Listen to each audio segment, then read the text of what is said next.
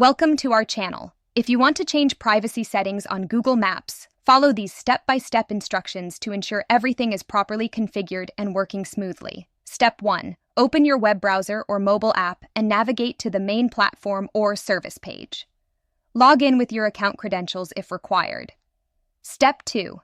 Click on your profile icon or menu button, usually located in the top right corner of the page, and select Settings or Account Management from the drop-down menu. Step 3. Navigate to the appropriate section within Settings, such as Preferences, Security, or Account Options, where you can view and modify relevant configurations.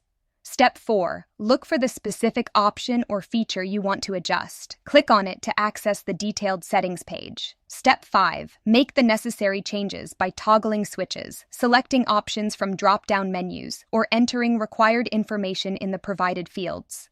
Step 6. Review all changes carefully to ensure they match your preferences. Click Save, Apply, or Confirm to implement the changes. Step 7. Check your email or notification center for a confirmation message verifying that your changes have been successfully applied. Keep this for your records. Don't forget to like this video and subscribe to our channel.